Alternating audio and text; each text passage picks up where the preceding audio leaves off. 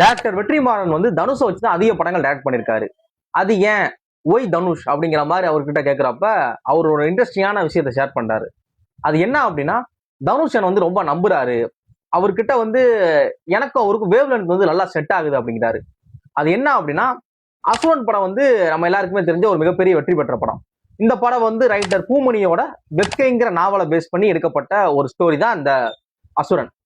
இந்த படத்தோட ஸ்டோரிய அவர்கிட்ட சொல்ல போறதுக்கு முன்னாடியே ஒரு மைண்ட்ல என்ன இருந்துச்சு அப்படின்னா, அந்த அப்பா கதாபாத்திரம் கிட்டத்தட்ட ஒரு 28 வயசு பையனுக்கு ஒரு அப்பாவா இருக்கக்கூடிய ஒரு ஒரு ஓல்டேஜ் லுக்ல இருக்கிற மாதிரியான ஒரு அப்பா கதாபாத்திரத்துக்கு தான் தனுஷை நடிக்க வைக்கணும் அப்படிங்கறதெல்லாம் அந்த மைண்ட்ல வச்சு இவர் கதை சொல்ல போறாராம்.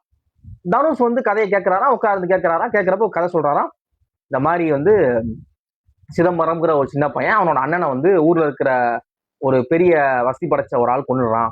கொன்னதுக்கு இவன் பழி வாங்குறதுக்காக தன்னனை கொண்டுட்டான் அப்படிங்கிறதுக்காக சின்ன பையன் வந்து அந்த ஆளை கொண்டுடுறான்.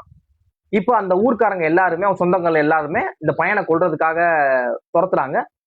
அப்பா வந்து தன் மகனை எப்படியா சேவ் பண்ணணும் அப்படிங்கிறதுக்காக கூட்டிட்டு ஒரு காட்டுக்குள்ள போயிடுறாரு. அப்ப வந்து மகனை காப்பாற்றணும் அப்படிங்கிறதுக்காக கூட்டிட்டு காட்டுக்குள்ள போயிடுறாரு. அதுக்கப்புறம் அவங்க லைஃப்ல என்ன ஆச்சு அப்படிங்கறதான் ஒரு படம் அப்படிங்கிற மாதிரி சொல்றாரு. தனுஷ் கேட்டுட்டு சூப்பரா இருக்கு சார், நல்லா பண்ணலாம், கண்டிப்பா பண்ணலாம் அப்படின்ட்டு யாரு சின்ன பையன் நடிக்கிறார் அப்படின்னாராம்.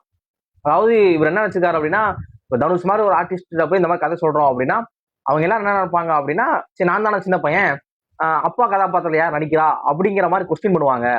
ஆனா தனுஷ் வந்து நான் சொன்ன உடனே சரி சார் யாரு சின்ன பையன் நடிக்கிறா அப்படிங்கிறப்பவே எனக்கு அவருக்கான வேவ் லென்த் எனக்கு எனக்கு புரிஞ்சு போச்சு. அந்த அளவு அந்த கதையை எடுத்த உடனே ஆனா தனுஷ் மாதிரி ஒரு ஆள் வந்து இந்த மாதிரி ஒரு 28 வயசு ஒரு 30 வயசு பையனுக்கு வந்து அப்பா நடிக்கிறதுலாம் அவ்வளவு ஈஸியா ஒத்துக்க மாட்டாங்க.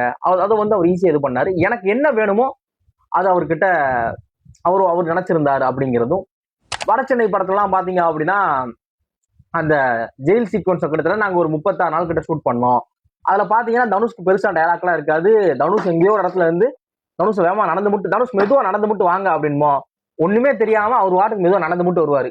ஏதோ இடத்த காமிச்சு இந்த இடத்துல நடந்து வாங்க தனுஷ் அப்படின்னு சொல்லுவோம். அவர் நடந்து வர அந்த சீன்ல இந்த இடத்துல ஏதாவது நடந்துகிட்டு சின்ன சின்ன பேர் ஏதாவது டைலாக் பேசிட்டு இருப்பாங்க, எப்படி ரெடி பண்ணிருப்போம்.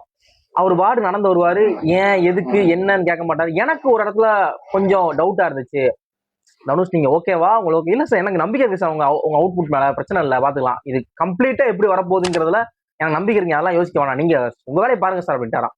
அதுல பாத்தீங்க அப்படின்னா தனுஷ்க்கு வந்து பெருசா எதுவுமே இருக்காது. ஆனா கம்ப்ளீட்டா அவர் அந்த அவுட்புட்டை வந்து ரொம்ப நம்பினாரு அப்படின்னு சொல்லி வெற்றிமாறன் சொல்றாரு. இந்த ஒரு ட்ரஸ்ட் தான் 2 பேத்துக்குள்ள இருக்கு, அதனாலதான் அடுத்தடுத்து படங்கள் வந்து ஒன்னா பண்றோம் அப்படிங்கிற மாதிரி வெற்றிமாறன் ஷேர் பண்றாரு. இந்த ஒரு விஷயம் உங்களுக்கு இது மாதிரி தெரியுமா தெரியாதா அப்படிங்கிறதையும் தெரியாது அப்படின்னா இதை உங்க ஃப்ரெண்ட்ஸ் அண்ட் ஃபேமிலிக்கு ஷேர் பண்ணுங்க. தேங்க்யூ.